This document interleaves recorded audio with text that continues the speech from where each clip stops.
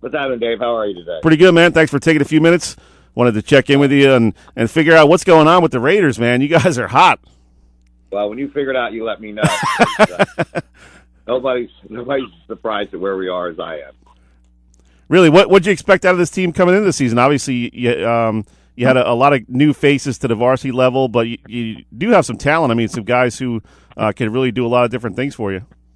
Well, I knew going into the year I thought it would be very. I thought we could be competitive. Throughout the league, throughout the season. But I really never really thought that I'd get the great guard play that I've gotten the last couple of weeks. And I think that's been the key to our season is that guard play. I'll tell you what, man. Joey Sacco, to me, is one of the most underrated guards in the league. He's so good with the ball and really a lot more aggressive than most point guards in terms of getting to the rim and making things happen in the paint. Well, one of the things is I think around the league that you don't see as many true point guards anymore, and I think that's what allows a guy like Joey to stand out because I think we always look at everything about points, and sometimes we forget that there's more things going on. Like our team's been successful, and we don't have a guy scoring over 11 points a game. Right. And a lot of that is because of our guard play. And when we put the ball in Joey's hands, we feel pretty comfortable that something's going to happen, for our team. And last night, Coach, was basically, an encapsulation of your season when you talk about the distribution of the points. I mean, your leading scorer had, I think, 12, and you scored 66 points. So everybody was kind of getting 8, 9, 7, 10, that range. So it really shows the balance you guys have and the ability to score from all different points on the floor. Well, I think one of the things I like about this team is their willingness to share the ball. You don't see any one guy holding it too long. Everybody tries to find that. If I have a good shot and somebody has a better shot, they try to get it. They always look ahead for each other. The other thing, too, is every coach will tell you this. You got to have good senior leadership, and I think Tommy Jamison and Jacob McQuarrie are our two main seniors out on the floor, and I think that's always what sets the tone for you at practice and at games, and that's something you always look for, and that's what the younger guys try to emulate, so when they become the senior, they take on those same qualities.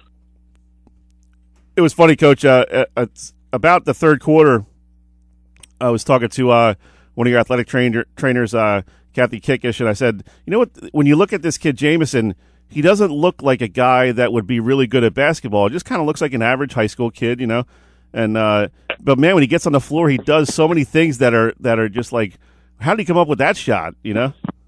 Well, and that's one of the things that Tommy's been able to do for us. We have a guy that consistently puts the ball in the basket, and if anybody does, it's been him. But he does it so, and I really think it's a character of the whole team that everybody does it kind of unassumingly, and you don't realize it till the end of the game, and you look at a box score, and one night he'll have 18, and you're like, where did they come from? And then you look back, you see what a good game he had, and that's really, he kind of emulates everybody too. That one thing I've noticed about this group is they never seem to show emotion when things aren't going well, and they never get overexcited when we seem to do well. So last night we had a big lead, and we kind of let it slip away. They didn't change their emotion. The other night we were down 18 to Oakcrest in the third quarter. They didn't change emotion, and they just let the game come to them. And I think that's a quality sign of a good team. Talk with Coach John Bruno from Ocean City Boys Basketball. And, Coach, I was talking to Donovan Graham after the game, and he said something that really stuck out in my mind was that these guys have the ability to recognize when they just don't have it one night, and they're willing to say, okay, I'm not shooting well. Let me find the guy who is. Like, Donovan was saying he wasn't shooting well against Vineland. I guess Joey Sacco or Tom Jamison had the hot hand. So, hey, if I get the ball, I'm looking for him.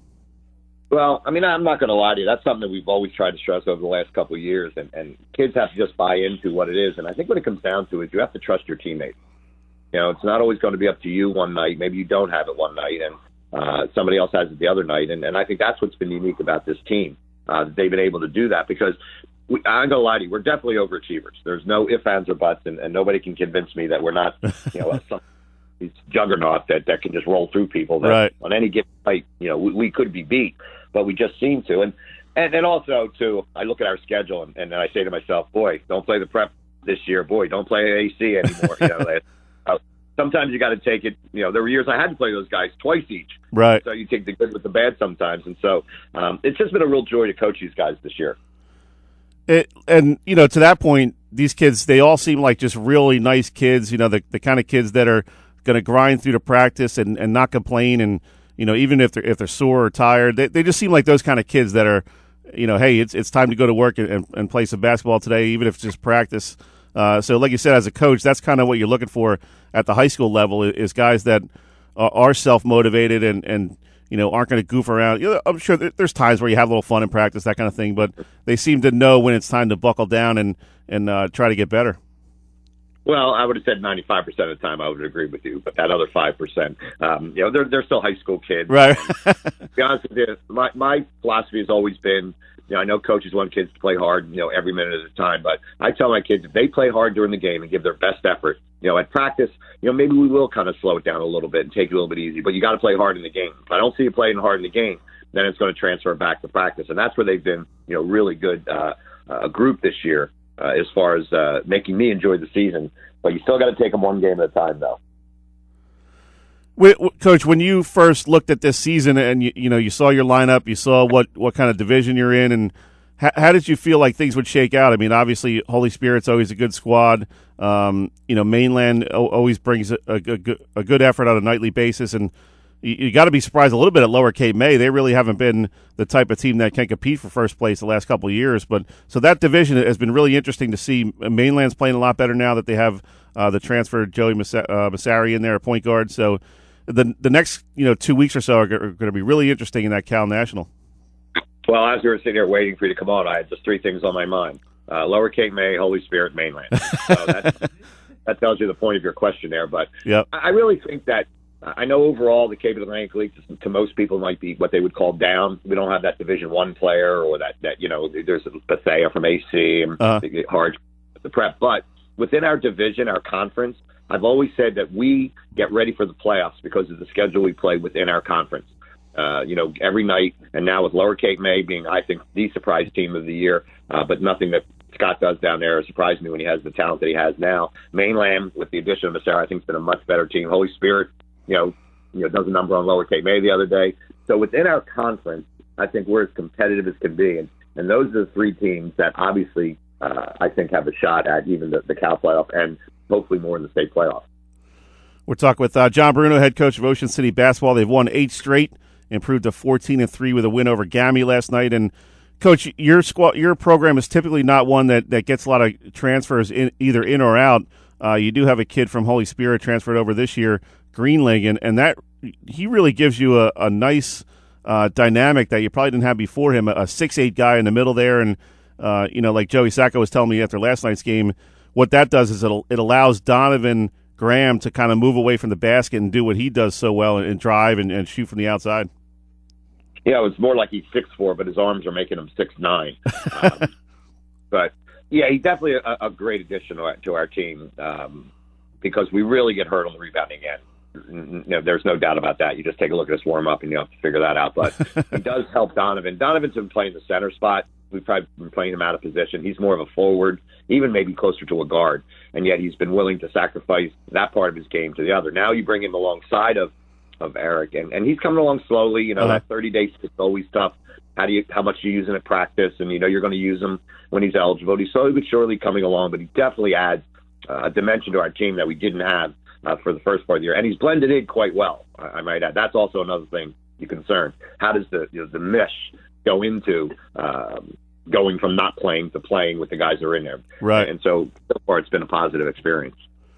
Coach, real quick before we let you go, how do you approach the next couple of weeks? Obviously, you're fighting hard to get in the Cape Atlantic League tournament, and you want to get ready for state playoffs. What's the biggest concern on your mind as you go forward? You're going to start playing some really tough teams coming up, especially next week. How do you keep this team focused and motivated? And maybe you were surprised to get to this point, but now that you're there, hey, let's go out and let's shock some people.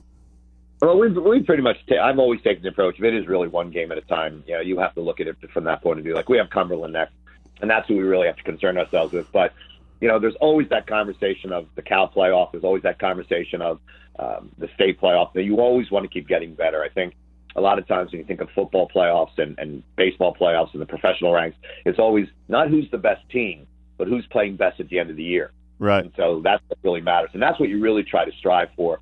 The idea of still keep getting better with each game and learning from each experience. Good stuff as always, Coach. We appreciate it, and take the rest weekend off, man. Enjoy the Super Bowl tomorrow. I'm on my way to practice, and I am an Eagles fan, so I'm pulling for the Birds. What's your prediction? You going to go out on a limb, make a prediction here, or what? Oh, I think the Eagles win because they chased Brady off his spot. They chased Brady off the spot. I think they have a real good chance of winning. So it's going to be a good game. I think it's going to be a very good game. Two good teams are playing. There you go. Coach's breakdown right there for you. Thanks, Coach. Appreciate it, man. Enjoy the rest of your weekend. Appreciate all you guys do. Appreciate it. Really do for all our kids. Thank you. No problem. Thanks, John. That was head coach John Bruno from Ocean City Boys Basketball. They've won 8 in a row, hottest team in the Cal, and they are now in first place at the Cal National. So we appreciate him taking a few minutes before he gets off the practice.